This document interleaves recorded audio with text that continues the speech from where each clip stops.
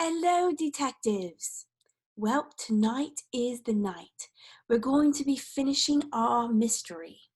Tonight we read the last 2 chapters in the Westing game. Let's continue reading with chapter 29 and chapter 30.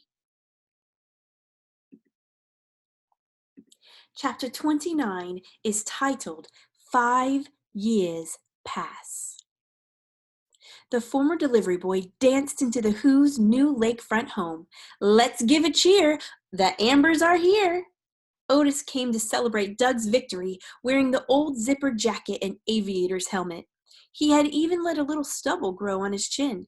The only thing missing was his delivery bike. They had come in the soup kitchen van. Thank you for the generous donation, Mr. Who. God bless you, Crow said. Otis and I distributed the inner souls among our people. It helped their suffering greatly. She looked worn, and her skin was pulled tight against the fragile bones, and she still wore black. Mr. Who, on the other hand, was stouter and less angry. In fact, he was almost happy. Business was booming. Milwaukee loved Who's little foot ease, and so did Chicago and New York and Los Angeles. But he still had not taken his wife to China. Theo Theodoricus graduated from journalism school. He was a cub reporter. He held up the newspaper hot off the press. Olympic hero comes home. 4 columns were devoted to the history and achievement of the gold medal winner who had set a new record for the 1,500-meter run. Theo had not actually written the article on the local hero, but he had sharpened pencils for the reporter who did. Take a bow, Doug, Mr. Who said, beaming. Doug leaped on a table and thrust his index fingers high in the air. I'm number 1, he shouted. The Olympic gold medal hung from his neck. Confetti from the parade dotted his hair, and the Westing heirs cheered. Hello, Jake. I'm glad you could come, Sonny, as Madam Who was now called, said, shaking the hand of the chairman of the State Gambling Commission. Boom, Jake Wexler replied. Hello, Angela. Denton Deer had grown a thick mustache. He was a neurologist. He had never married. Hello, Denton. Angela's golden hair was tied in a knot on the nape of her neck. She wore no makeup. She was completing her 3rd year of medical school. It's been a long time. Remember me? Sidel Pulaski wore a red and white polka dot dress and leaned on a red and white polka dot crutch. She had sprained her knee dancing a tango at the office party. How could I ever forget you, Miss Pulaski, Denton said. I'd like you to meet my fiancé, Conrad Schultz, president of Schultz Sausages. How do you do? Judge Ford, I'd like you to meet my friend, Shirley Staver. Chris Theodoricus was in his junior year at college. A medication, recently discovered, kept his limbs steady and his speech well controlled. He sat in a wheelchair, as he always would. Hello, Shirley, the judge said. Chris has written so much about you. I'm sorry I'm such a poor correspondent, Chris. I found myself in a tangle of cases this past month.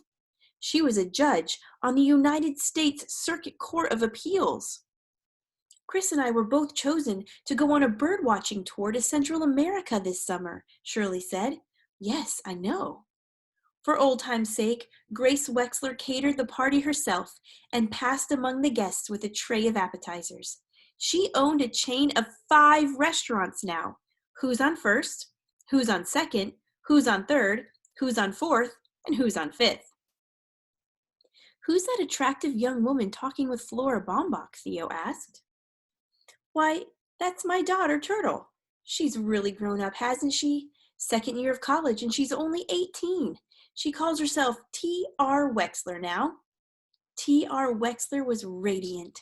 Earlier that day, she had won her first chess game from the master. Chapter 30. The End?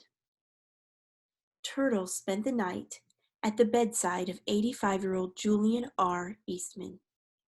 T.R. Wexler had a master's degree in business administration, an advanced degree in corporate law, and had served 2 years as legal counsel to the Westing Paper Products Corporation. She had made $1 million in the stock market, lost it all, then made $5 million more. This is it, Turtle. His voice was weak.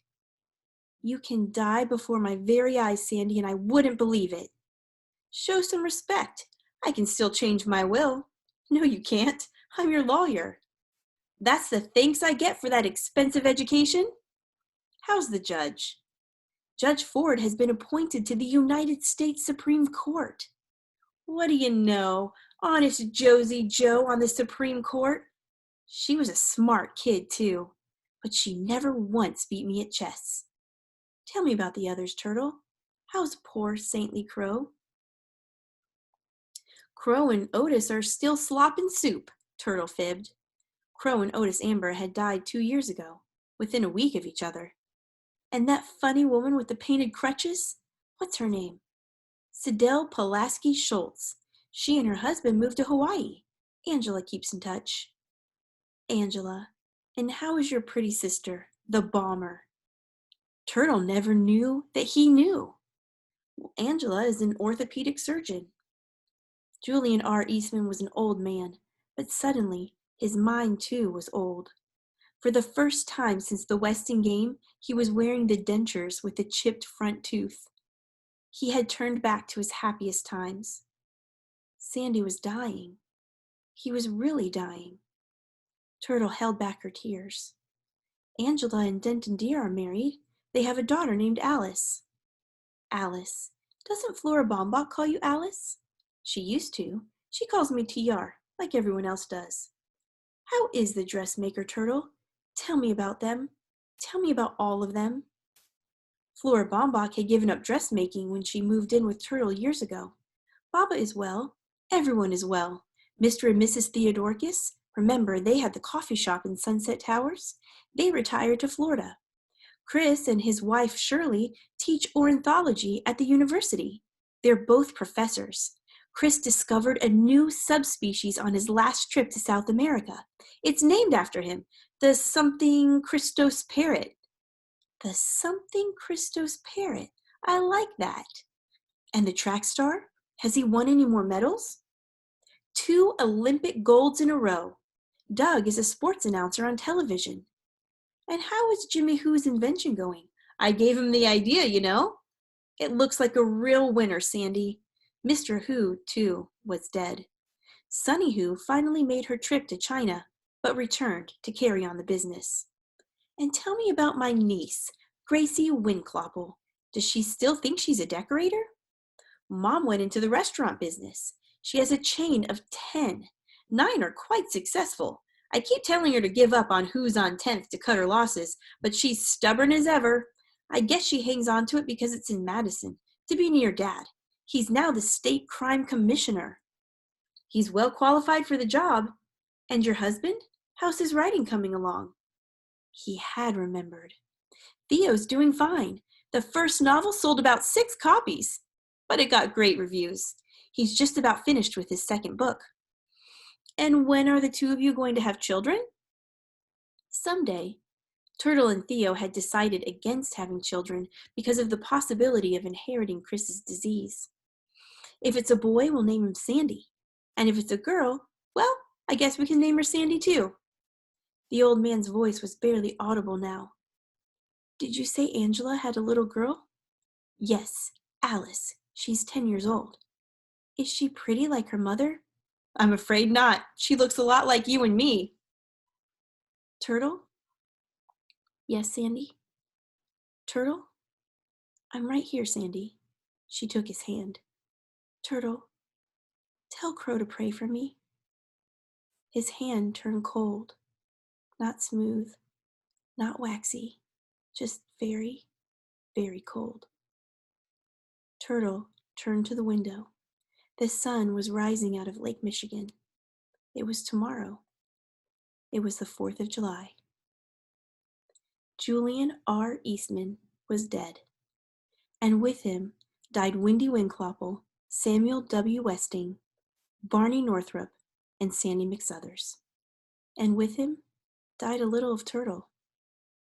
No one, not even Theo, knew her secret. T.R. Wexler was understandably sad over the death of the chairman of the board of the Westing Paper Products Corporation. She had been his legal adviser. She would inherit his stock and serve as a director of the company until the day she, too, would be elected chairman of the board. Veiled in black, she hurried from the funeral services. It was Saturday, and she had an important engagement. Angela brought her daughter Alice to the Wexler Theodoricus mansion to spend Saturday afternoons with her aunt.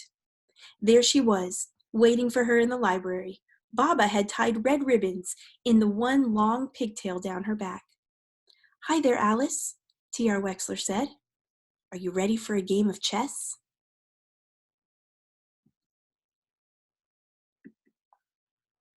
And that is the end of the Westing game. I hope you enjoyed reading that mystery with me. It was such fun reading with you, too.